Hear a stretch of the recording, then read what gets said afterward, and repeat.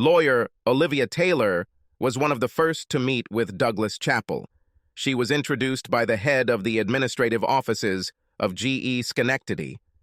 At her first glance at the tall, very handsome manager, Olivia felt an interpersonal attraction that she had to suppress with all her professional self-control. After all, she would have to work with him, and she was not the type of woman to admire or openly flirt with a man. Douglas Chappell was the new head of real estate taxation for G.E. Schenectady. Olivia was a senior paralegal in the office of a corporate lawyer. The real estate group was a separate but associated office with G.E. Schenectady. Doug was not Olivia's boss, nor was he above her in the corporate structure. However, he was a rising star, clearly destined for rapid promotion. He was also amazingly handsome and possessed that unique set of personal qualities that are defined as charisma.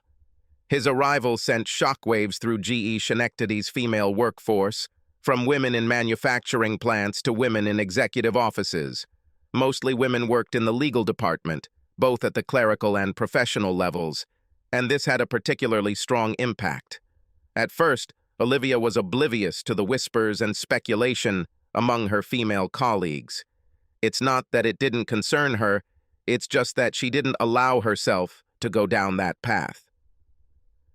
As word spread about Doug's skills in the bedroom and his extraordinary virtue, she became increasingly interested, despite her determination not to. She watched as her female colleagues and even her own secretary, Julie Stevenson, flirted shamelessly with Doug Chappell, but Olivia resisted such stupid feminine behavior. After all, she is a lawyer and married to that. She had progressed enough in her career to buy a nice colonial-style home in Delmar, near an elementary school. It was a prelude to having children, which she and her husband David discussed. In her typical fashion, Olivia has saved a decent amount of money in case she has children. She was a planner and carefully prepared for each of the specific stages of her life. Her marriage to David after college and before law school might have seemed rushed to some, but it was actually part of a carefully thought-out strategy. While she was in law school, David began teaching high school physics, putting his career ambition of becoming a marine biologist on hold. He imagined himself living on a yacht in a more southern climate. It was the sort of romantic dream that David was prone to, and was largely what attracted him to his more practical wife. As their family life showed, David enjoyed teaching, and for the last 2 years he returned to graduate school in the evenings and during the summer. However, with 2 incomes, the couple were well prepared to become parents. David's dream will remain a dream washed ashore on the upper Hudson River. Their dog, Buster, appeared as the only surprise in Olivia's orderly existence. Buster was from a shelter. Olivia's husband, David, took his class on a school field trip to an animal shelter. At the shelter, David discovered a small, unfortunate puppy that looked too ugly to be easily adopted. But David, being a romantic, fell under the spell of 2 large brown eyes. He ignored the clumsy and ugly face of the Irish wolfhound St. Bernard Cross and brought the newly minted Buster home to introduce him to Olivia. At first glance, she was doubtful about such a new addition to their small family, but it seemed like little compensation for the loss of a big dream. The puppy grew into a monstrously large, ugly dog that frightened the guests, but only for an instant. Buster was a gentle giant whose only threat was that he could lick you to death.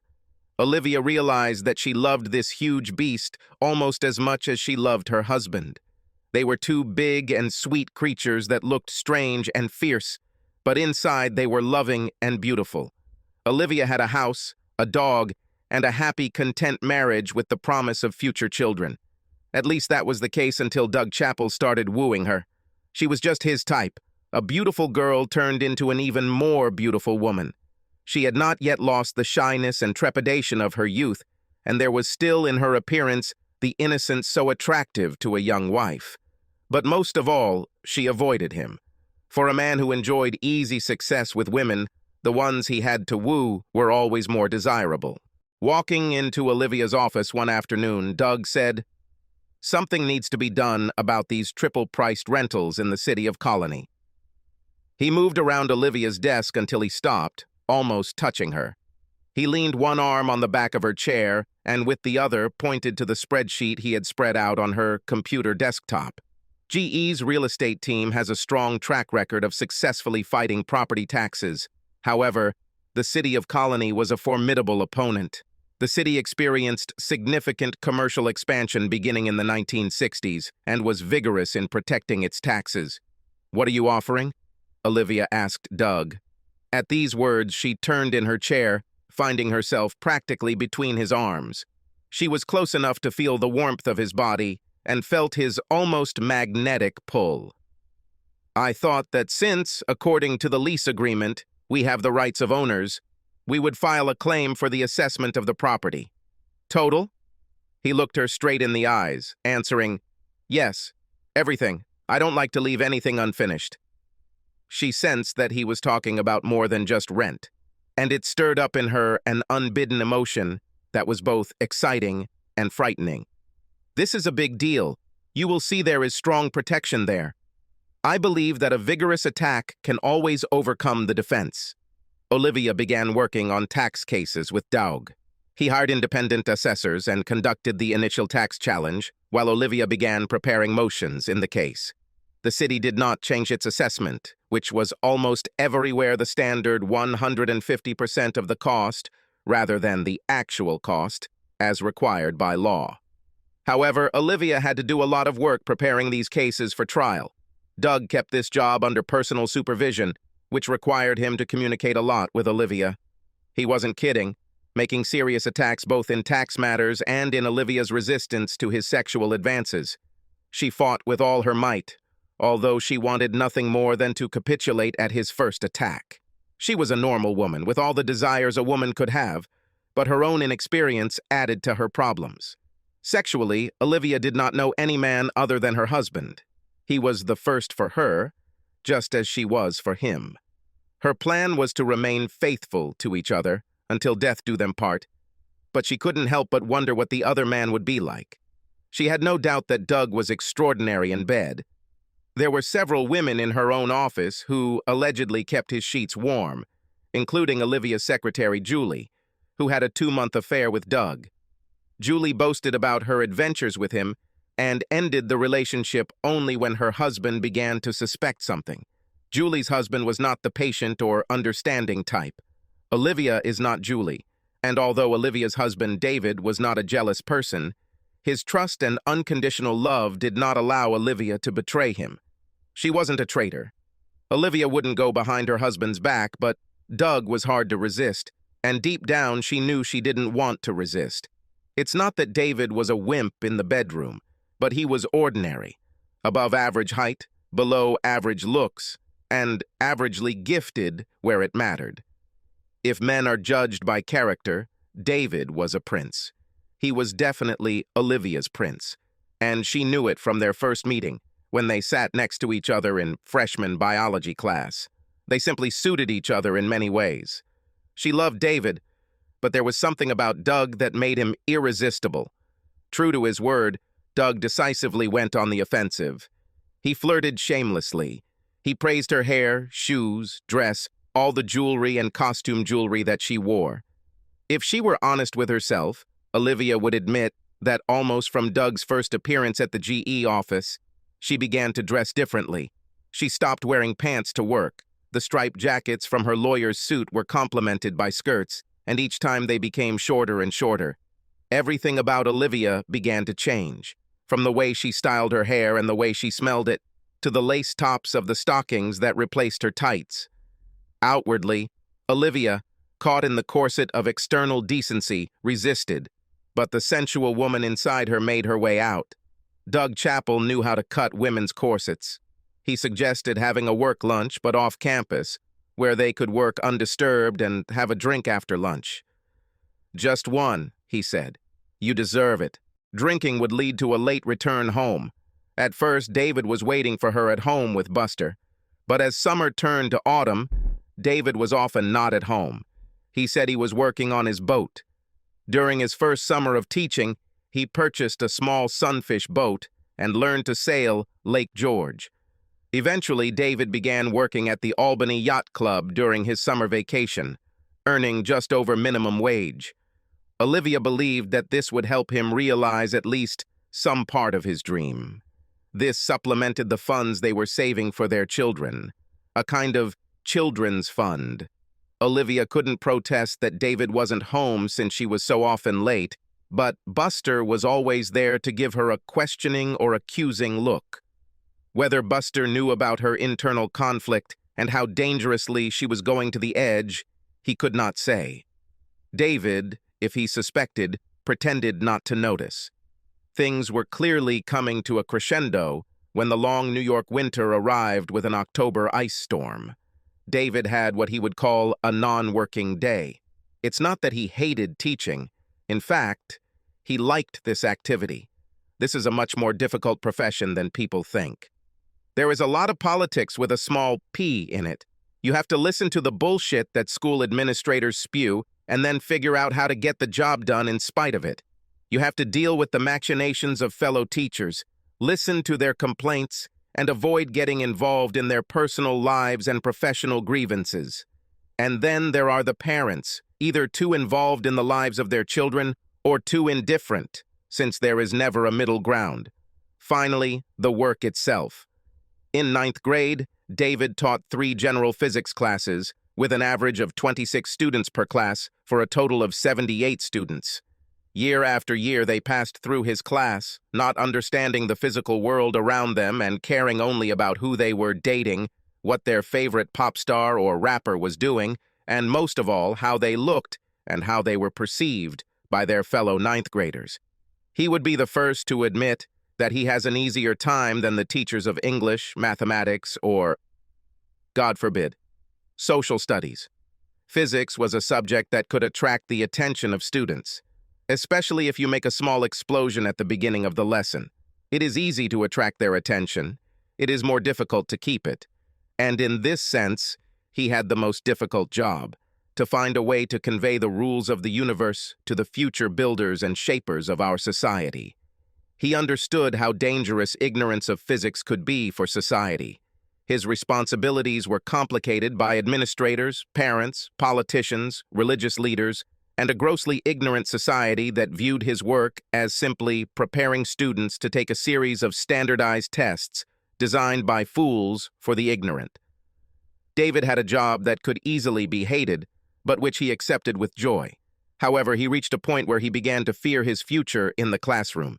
He yearned for his lost dreams, and when the weather permitted, sailed his small boat on the cold Hudson. Unfortunately, the weather was terrible that October day. The overlapping layers of cold and moisture in the atmosphere brought neither rain nor snow, but covered roads, trees, and power lines with a layer of ice. By midday, schools and most businesses were closed due to the emergency declaration. He knew Olivia's Audi was not suitable for this weather. So I picked up my wife in my old Ford diesel pickup truck. Her Audi could stay overnight in the company lot, and he would drive her safely home and back to work the next day. David arrived at GE's Schenectady campus in the middle of the afternoon.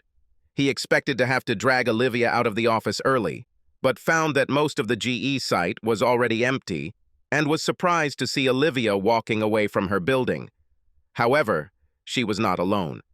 A tall guy walked next to her, holding an umbrella in one hand, and his other arm wrapped around Olivia's waist. The way they moved together spoke of a familiarity and relationship that was greater than 2 colleagues sharing an umbrella. There are times when you observe a student having difficulty learning a subject. He does the work, but the meaning of the lesson eludes him. One moment he is experiencing difficulties and is in the dark, and suddenly his eyes light up and he understands what is happening. Perhaps it was because of something you demonstrated or said, but more often than not, the insight just comes naturally. The moment when all the disparate threads come together and understanding comes. David had such a moment, but the teacher was not him, but his wife, Olivia. Crossing the icy sidewalk, Olivia leaned against the strange man she was walking with, resting her head on his chest and hugging him tightly. It may have been the prudent act of a woman trying to avoid falling, but her actions were all too familiar. There was no hesitation. She, a married woman, clings to a man who was not her husband, but does not show any awkwardness or concern. At that moment, David realized the meaning of all the little signs that he had seen, but had not realized until that moment. The way she dressed for work, the strange absent-mindedness she displayed at home for months, and the fact that she was seriously and constantly late getting home. This should have become obvious earlier, but he suspected nothing. He was naive and blinded by love.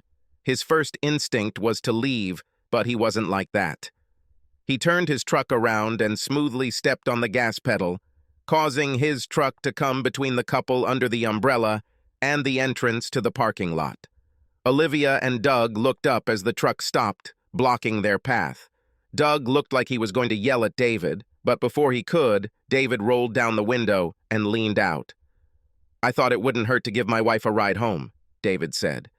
He saw that the man holding the umbrella had swallowed all the words he was about to say. Olivia just stood there, frozen with her mouth open. David leaned out of the truck window into the freezing rain. He looked his wife in the eyes and said, "Go down." There were threatening notes in his voice. Olivia pulled away from Doug and walked around the truck to open the passenger door and climb inside. While she did this, David stared at Doug, who was trying to smile back. Once Olivia was in the car, David nodded to the man holding the umbrella and put the truck into drive mode. Usually the drive to their home in Del Mar took about 30 minutes, but due to bad weather, the trip was delayed by more than an hour. It seemed much longer to the occupants of the truck's cabin. They drove in silence until they turned onto a bypass road in the city of Bethlehem. Moments from the house, David pointed at a hive. "Were you ever going to tell me about him?"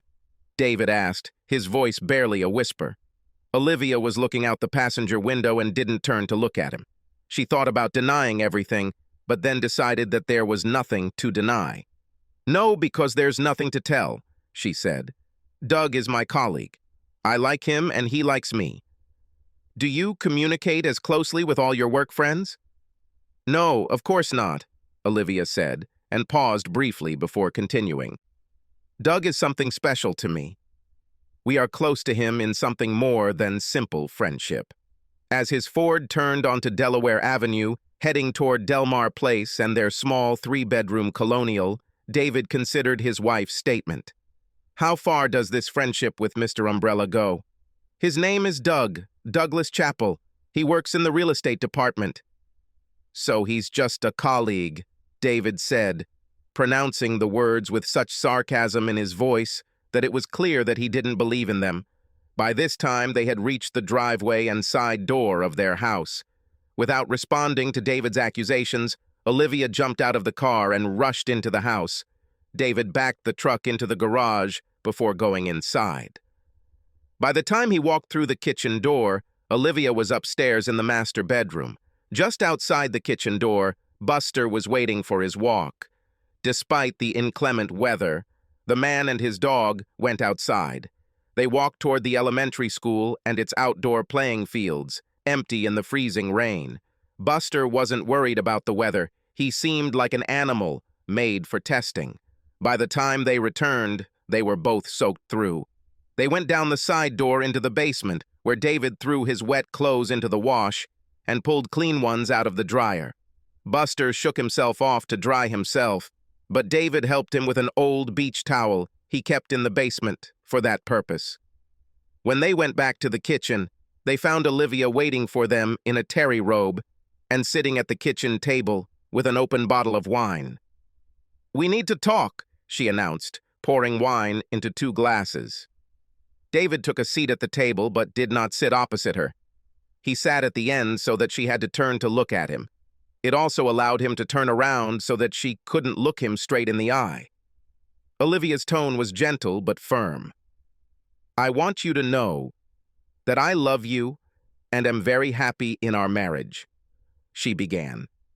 "But although there was nothing romantic with Doug, we can say that we feel a strong attraction to each other." "And what is this supposed to mean?" David felt his anger rising.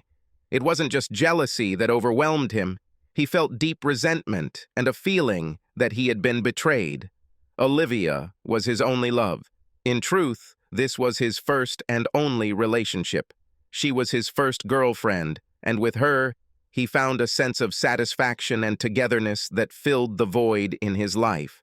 She spoke again, and something about the way she worded her words carefully reminded him that his wife was a lawyer, a woman who is loving and caring, but whose profession is to choose words to achieve a goal. "This means that we have a strong marriage, and I am completely devoted to him," Olivia said.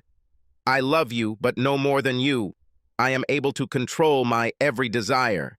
I am a woman with all the physical limitations of my gender. We can't do anything about who we're attracted to. I didn't know any other man but you. It's a fact that Doug seduces me. I can't deny it." "And," he said, "because there is something more, so say it." She sighed. "It is not easy. I've been thinking about this a lot, and I need to get Doug Chappell out of my head. It's too hard to work with him every day and not know what it might be like." "It seems that," he specified. "You are the only man I have ever been in bed with. It must be impressive. I can't help but be curious, and he made it clear to me that he wants me. But I didn't even kiss him, and I won't, unless—" She let the last word hang in the air, but David turned away as she spoke, and with her last word he stood up and said, "We need to feed Buster." Olivia dropped the question. She was caught between the love she felt for her husband and the desire she felt as a woman.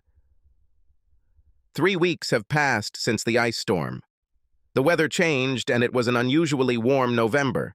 It seemed like every year the weather became more unpredictable. At the end of the season, hurricanes raged in the Caribbean, but there was a bitter cold between Olivia and David. After that conversation, or rather, Olivia's monologue at the kitchen table, they barely communicated. When Olivia returned to work after the hurricane, Doug wanted to know what she had with David. "Was he not aggressive?" asked Doug. Or, "No, I think he was shocked and, of course, wounded," she answered. "He's not cruel." "Well, I thought I saw murder in his eyes," Doug asserted. "No, he's just offended." "I heard him," Olivia said as she left. Doug was not a physically masculine man, and David's appearance belied his gentle nature. This was unlike Julie Stevenson's husband Louis, whose short stature and slight build hid a fiery temper. Thanksgiving passed, and Christmas soon arrived, along with the office holiday party. The event was small, only in one building and without alcoholic stimulation. Nevertheless, everything appeared, albeit not for long. By that December, Doug had already slept with most of the most attractive women in GE Schenectady. None of the women complained. Only the conquest of Olivia was not crowned with success, but the fight was not over yet. Ever since her husband showed up that icy October day, Olivia had kept her distance from him. But as time passed, the situation began to look promising again. Doug managed to catch Olivia outside her office as the party began to disperse. The next moment, they found themselves in her office with the door closed and began to kiss. "I can't," she said, pulling away. "Why?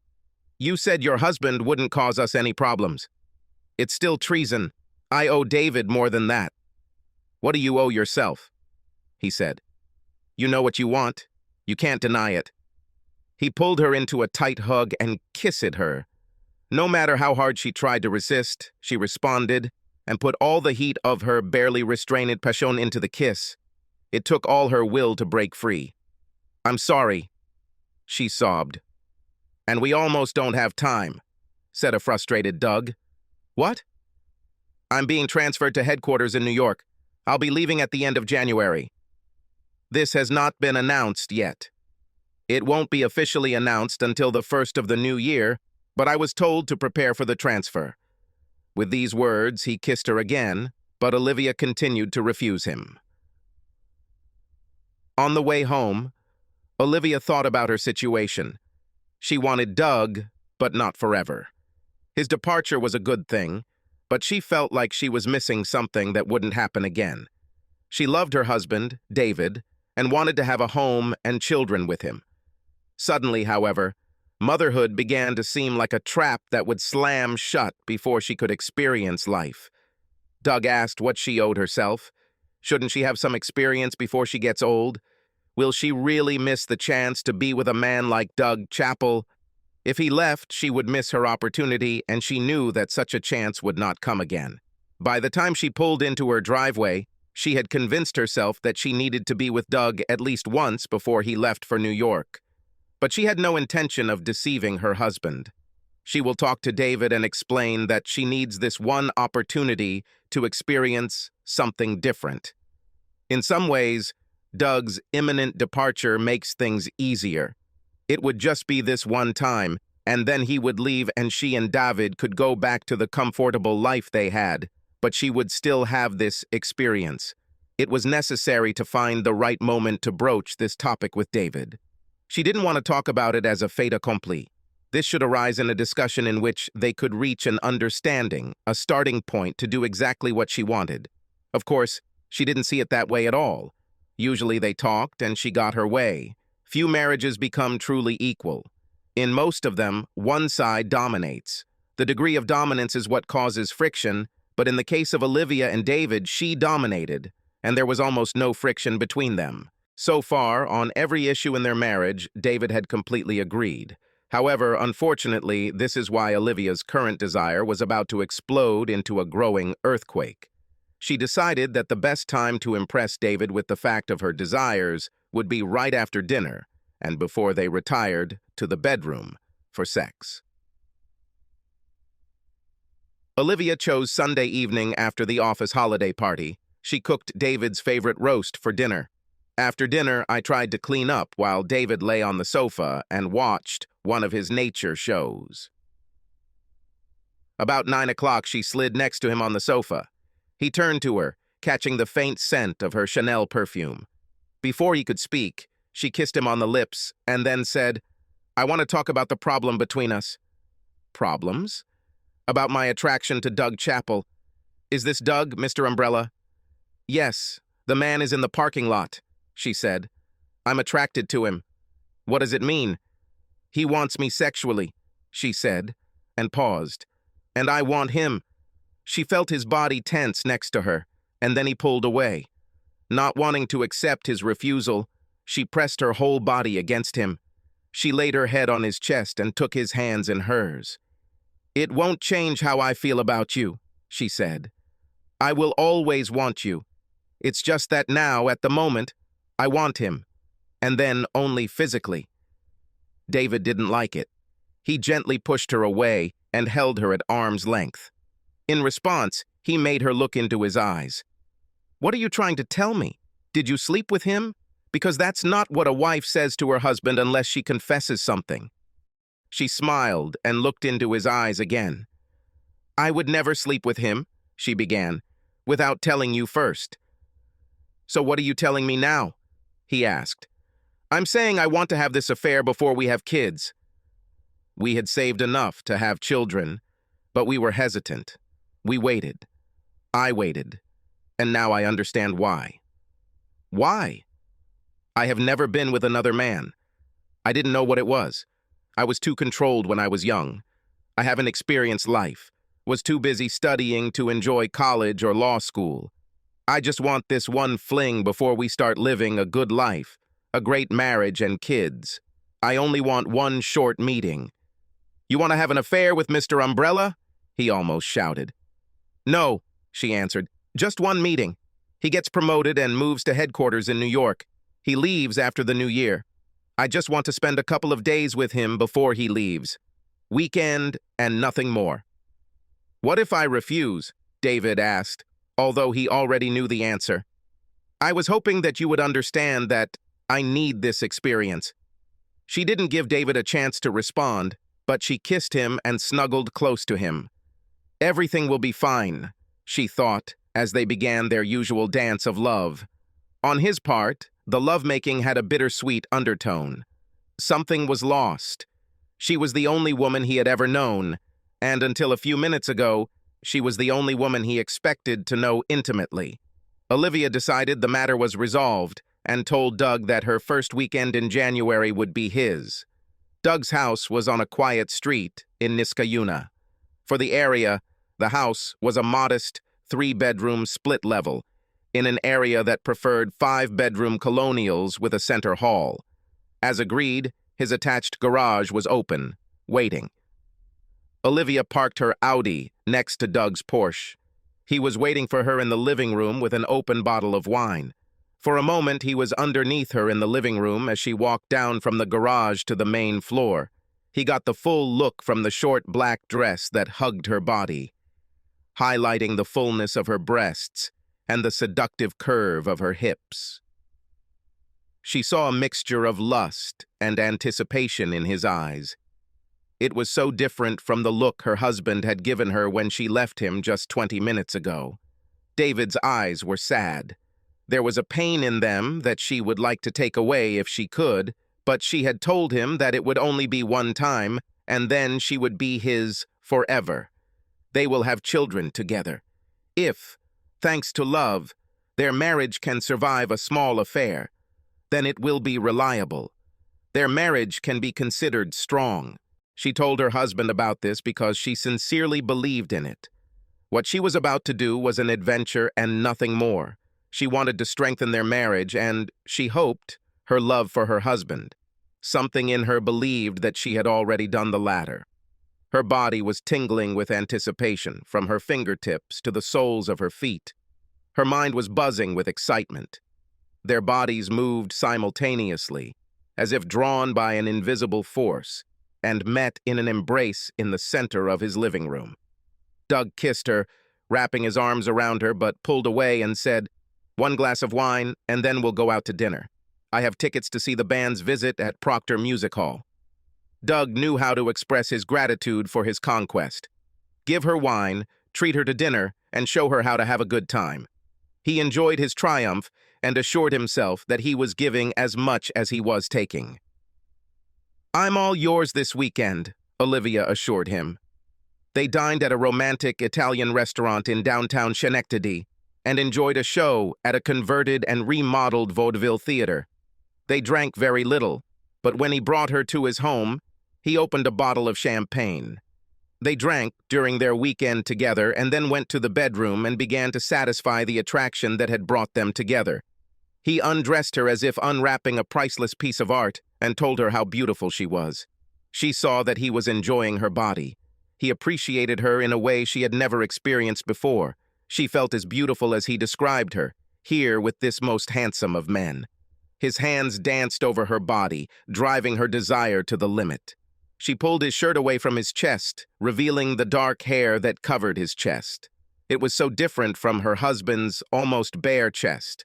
But she quickly pushed thoughts of David out of her mind. She could think about him later. This moment was meant for her and her lover.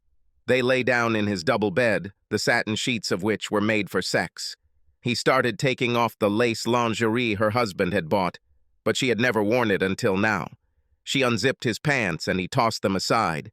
He left her wearing a garter belt and stockings. It was the most perfect sex of her life, but it was far from over. They had the weekend, 2 more blissful days.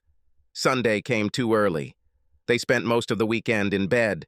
The sex was great, and he was also creative, among other things. It was great, but she was ready to go home and make peace with David. Late on Sunday night, they ordered Chinese takeout, and after they ate, they had sex one last time before she showered, packed, and changed into the short black dress she had worn on Friday night. She left the house the same way she came in, through his garage. She got into the car and drove out through the open garage door, thus hiding from the curious neighbors. No one would say that she spent the weekend with Douglas. The most she could be accused of was being in public with him on Friday night. Soon he will leave for a promotion in New York, and she and her husband will begin to work on the birth of a child. She was very happy with her life. 20 minutes later, Olivia parked her Audi in the driveway. The house was strangely dark. The porch lights were out, and she didn't see David's truck. I decided that David had moved the truck to the garage. Opening the side door, she looked for Buster, who was supposed to greet her return, but he was not on the threshold. She shouted, "I'm home!" I expected Buster to come running, but the dog did not appear. She walked into the kitchen, then into the living room. Both there and there were empty. She shouted again, "David, I'm home!" There was no answer, only silence. "Probably went for a late walk," she said to herself. "David must be in a bad mood. He always hangs out with Buster late when he's in a bad mood." She went to the refrigerator for ice and then poured herself a glass of whiskey. I checked the bottle to see if David had drunk, but it was almost full. She sat down on the sofa in the living room and, stretching her legs, settled into a comfortable corner.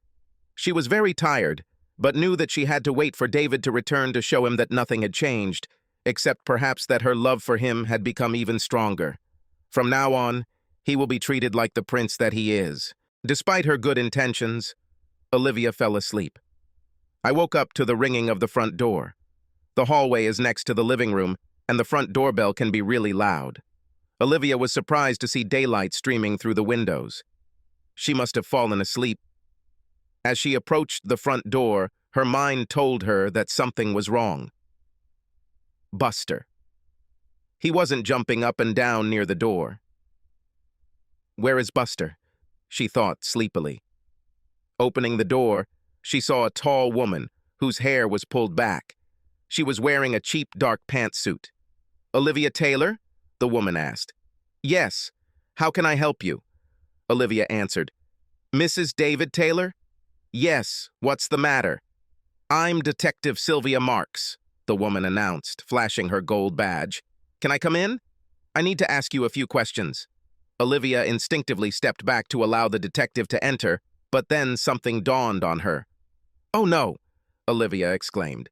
"Is there really something wrong with David?" Detective Marks walked into the living room, where she turned and looked Olivia up and down. Olivia was still wearing the clothes she'd come home in the previous evening, the short black dress she'd worn to dinner with Doug. Olivia realized how inappropriate her dress was for the early morning and felt exposed and embarrassed. "As far as I know, no," the detective answered. "I'm here about Douglas Chappell." "Daga? Well, that is, Mr. Chappell? And what happened to him?" Olivia felt out of place and confused, which was apparently what the detective wanted. "He was attacked last night while he was taking out the trash in front of his house," the detective began, taking a small notebook from her pocket. "He claims that he was attacked by a man wearing a ski mask and holding a small club." "Oh my God! Are you here because you suspect David?" "Actually, no," Detective Marks said with a smile she couldn't suppress. The corners of her mouth turned up as she said, "David Taylor has been ruled out as a suspect, although I admit, in these circumstances, he was our first thought. Especially after Mr. Chappell told us so quickly that he spent the weekend with you."